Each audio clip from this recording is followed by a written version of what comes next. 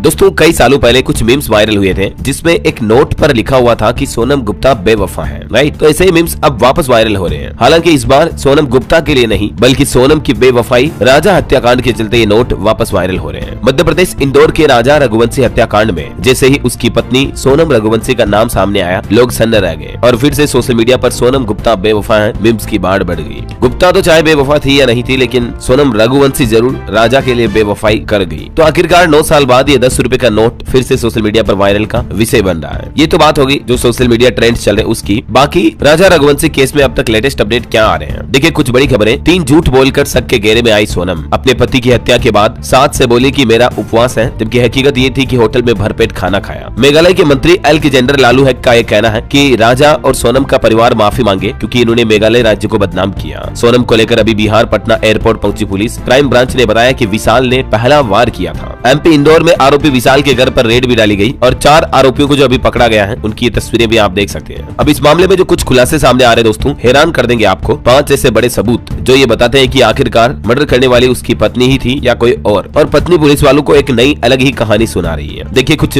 Ground report सामने आ रही कि सोनम के सामने ही हुआ था पति राजा का मर्डर। चीख कर कहा था कि मार दो इसे। हत्या के बाद अकेले असम की गुवाहाटी पहुंची और फिर उत्तर प्रदेश गाजीपुर आई। वो सोनम ने ही हत्या कराई। आखिर ये बात कैसे तय कर सकती है पुलिस? पुलिस के खुलासे पर 6 बड़े सवाल उठ रहे हैं और ये भी बताया जा रहा है कि क्या इस मामले की सीबीआई जांच होगी, क्योंकि सीबीआई जांच को लेकर बड़े मंत्रियों तक भी बात पहुंच चुकी है। इस पर क्या लेटेस्ट अपडेट आ रहा मैं आपको बताऊंगा। इधर देखिए राजा की हत्या करने वाली सोनम पर भड़की बॉलीवुड एक्ट्रेस कंगना रनौत भी कहा कि औरत शादी के लिए मना नहीं कर सकती है लेकिन निर्मम हत्या की योजना बना सकती है। और अब इस मामले के जो कुछ लेटेस्ट खुलासे सामने आ रहे हैं उनमें पता चला कि सोनम ने ही उन आरोपियों के ट्रेन के टिकट बुक करवाए थे जो मेघालय पहुंचे थे। प्रेमी राज इंदौर स्टेशन से लौट गया था। 3 आरोपियों से बोली कि काम हो जाना चाहिए। आइए दोस्तों इस क्राइम स्टोरी को थोड़ा डिटेल में समझते हैं और 5 ऐसे बड़े सबूत जो कि सोनम रघुवंशी को फंसा रहे हैं, आइए पता करते हैं। अब तक की कहानी में हमने देखा कि 11 मई 2025 को इंदौर के राजा रघुवंशी की सोनम से अरेंज मैरिज हुई और दोनों ने 9 दिन बाद 20 मई को हनीमून के लिए नॉर्थ ईस्ट जाने का प्लान बनाया। 23 मई की दोपहर राजा और सोनम ने अपने परिवार से आखिरी बार फोन पर बातचीत की। उसके बाद दोनों लापता हो गए।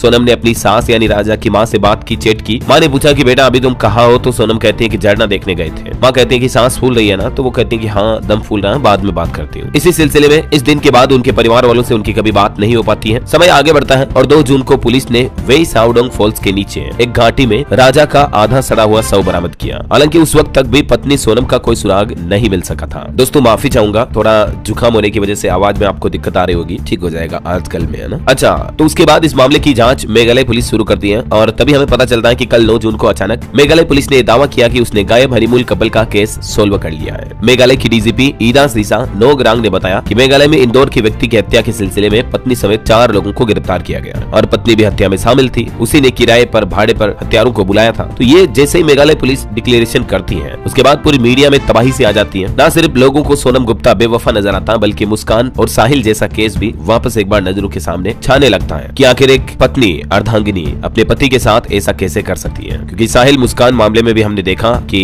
मुस्कान ने अपने पति सौरभ की साहिल के साथ मिलकर हत्या करके इस ड्रम में रख दिया था, है ना। तो सोशल मीडिया पर लोग बाग ऐसी कुछ चर्चाएं करने लगे। अब पुलिस ने तो खुलासा कर दिया लेकिन पुलिस के खुलासे पर कुछ सवाल उठे कि आखिर मर्डर का मकसद क्या था। मेघालय पुलिस ने अभी तक भी ये खुलासा नहीं किया कि राजा को मारने के लिए आखिर सोनम का मकसद क्या था, यानी राजा को क्यों मारा सोनम ने ऐसा। जबकि इधर सोनम के पिता और राजा के भाई का भी कहना है कि दोनों की शादी रजामंदी से हुई थी, राइट। लेकिन जहाँ तक रिपोर्ट्स अभी चल रही है उसमें बताया जा रहा है कि सोनम भी अपनी पिता की कंपनी में काम करने वाले एक कर्मचारी राज कुशवाहा नाम के शख्स से प्रेम करने लगी थी। और जाहिर सी बात है जब प्यार के बीच में पति आया, घर वालों के दबाव में उसने शादी तो कर ली लेकिन इसका प्लान था कि राजा को मैं कभी भी जिंदगी से हटा दूंगी। दूसरा सबसे बड़ा सवाल ये कि आखिर सोनम ने सरेंडर क्यों किया। मेघालय पुलिस के मुताबिक सोनम ने उत्तर प्रदेश के नंदगंज थाने में सरेंडर किया है, जबकि यूपी पुलिस का कुछ अलग ही कहना है कि उसको रिकवर किया गया गाजीपुर में एक ढाबे के पास से। अब सोनम जो कहानी रच रही है दोस्तों उसके मुताबिक तो ये बात सामने आई है कि उन दोनों को जब वो घूमने गए थे तब कुछ लुटेरों ने उनके पति को मार दिया। सोनम जिस ढाबे से मिली उस ढाबा संचालक साहिल यादव को सोनम ने अपनी स्टोरी में बताया कि शिलोंग में उसके पति राजा रघुवंशी गहने चोरी कर रहे बदमाशों से भिड़ गए और इसी दौरान लुटेरों ने उन्हें मार दिया। मेघालय पुलिस ने जिस तरह से महज 10 घंटे में ताबड़तोड़ गिरफ्तारियां की और पूरे मामले का खुलासा किया, उस स्पीड पर भी अब सवाल खड़े हो रहे हैं। हालांकि कहीं न कहीं देखा जाए तो सोनम की इस कहानी पर एक सबसे बड़ा सवाल ये पैदा होता है कि जब बदमाशों ने उसके पति को मार दिया, वो वहाँ से बचकर भाग गई या बदमाश उसको कहीं छोड़कर चले गए, तो उसी वक्त वो पुलिस को कॉल कर सकती थी, उसी वक्त उसको इस घटना के बारे में पुलिस को इन्फॉर्म करना चाहिए था। आखिर 23 मई के बाद 9-10 जून यानी ऑलमोस्ट देखा जाए दोस्तों तो 15 से 20 दिन हो गए इस घटना के बाद। और अब पति ये कहानी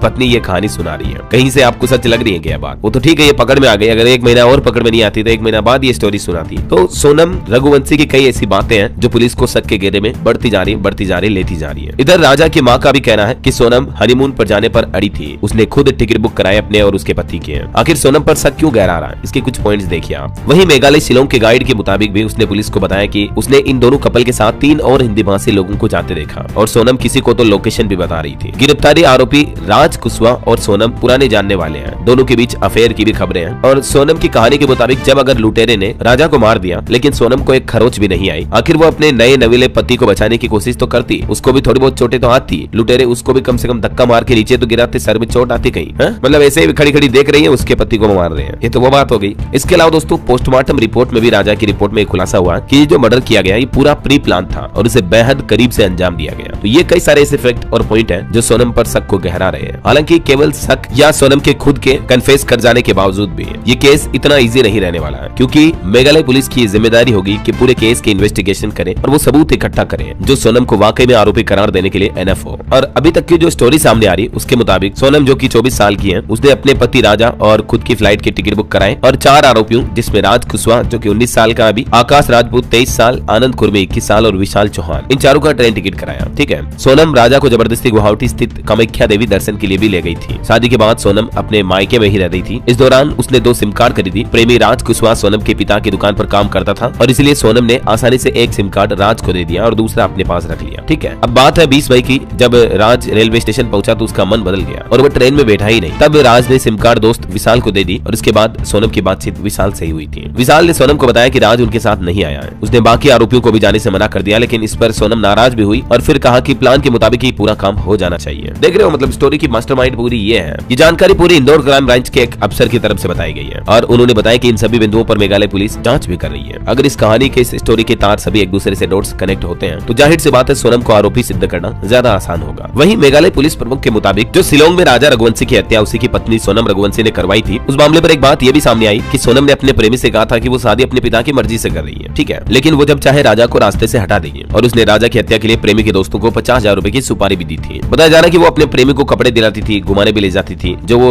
राज कुशवाहा नाम का शख्स है ना, जो कि शकल से ही मैं तो कहता हूँ नशेड़ी लग रहा है, उससे अच्छा तो वो कितना प्यारा इसका जो पति बना वो देखने में कितना अच्छा है। देख रहे हो, राजा की शक्ल सूरत देखो और राज कुशवाहा की शक्ल देखो आप। हालांकि हमें किसी को उसकी शक्ल से नहीं तोलना चाहिए, लेकिन क्योंकि जब ऐसे अपराधों की बात आती है तो कहीं ना कहीं मेरा ये कंपैरिजन करना गलत नहीं है। आप खुद ही बताओ, राज कुशवाहा आपको अच्छा लग रहा है या राजा रघुवंशी अच्छा लग रहा है? तो वो उल्टा अपने प्रेमी राज कुशवाहा के ऊपर खर्चा करती थी अच्छे से। और अब पता चला कि आरोपी राज से बोले कि हम घूम कर आ जाएंगे जब वो मेघालय शिलोंग गए थे, लेकिन वो सोनम के इशारे का इंतजार कर रहे थे। जब आरोपियों ने राजा रघुवंशी की हत्या करने से मना कर दिया, इनकार कर दिया। ठीक है। तो इस मामले में एक और खुलासा आ रहा है कि सोनम ने उनको कहा कि मैं और ज्यादा पैसे दूंगी, लाखों रुपए दूंगी, लेकिन मारना पड़ेगा। 23 मई को सोनम फोटोशूट के बहाने पहाड़ी कोरसा इलाके में राजा को ले गई। रास्ते में तीनों आरोपी भी राजा से मिले। इन्होंने राजा से हिंदी में बात की और साथ चल दिए। इस घटना को लूट जैसा दिखाया गया, जहां आसपास कोई सीसीटीवी कैमरा नहीं था, जंगल था, ताकि आसानी से केस का खुलासा ना हो, पकड़ में ना आए, है ना। और ये भी बताया एक गार्ड ने कि हत्या से पहले सोनम ने अपनी सास को यानी राजा की मां को कॉल किया था और फिर इशारा किया था आरोपियों को राजा को मारने का। ये वो आखिरी बातचीत की ट्रांसक्रिप्शन है जो आप देख सकते हैं, जो सोनम और उसकी सास के बीच हुई थी। अब बताया जा रहा है कि सोनम जब उस लोकेशन पर पहुंची तो राजा से कहा था कि फोन बंद कर दो और राजा ने भी सोनम की बात मानकर मोबाइल फोन बंद कर दिया। इसके बाद सोनम उसे घने जंगल वाली जगह पर ले गई। मौका मिलते ही तीनों आरोपियों ने राजा पर हमला कर दिया और हत्या कर शव को रेलिंग से नीचे खाई में फेंक दिया। ये अभी तक पूरी क्राइम स्टोरी का सारांश सामने आ रहा। 25 किलोमीटर तक 2 मोपेड के साथ फिर सोनम आगे बढ़ जाती है और आरोपी जो है हत्या के बाद वहीं घूमते रहे। ये इस केस की अब तक की पूरी टाइमलाइन आप देख सकते हैं स्क्रीन पर। अब सबसे बड़ा सवाल ये कि क्या इस हत्याकांड की सीबीआई जांच होगी? तो कहीं न कहीं मध्य प्रदेश के मुख्यमंत्री और कई बड़े मंत्रीगण भी, केंद्रीय कृषि मंत्री और पूर्व मुख्यमंत्री शिवराज सिंह चौहान ने भी पीएम मोदी को लेटर लिखकर इस मामले की सीबीआई जांच का आग्रह किया है। वैसे आपका क्या ख्याल है दोस्तों इस घटना को लेकर? आपकी राय विचार कमेंट करके बताइएगा जरूर। इस वीडियो को लाइक और शेयर करना, DLS न्यूज चैनल को सब्सक्राइब करके बेल आइकन जरूर दबा देना रोजाना की बड़ी खबरें, मुख्य समाचार देखते रहने के लिए। जय हिंद, जय भारत, वंदे मातरम।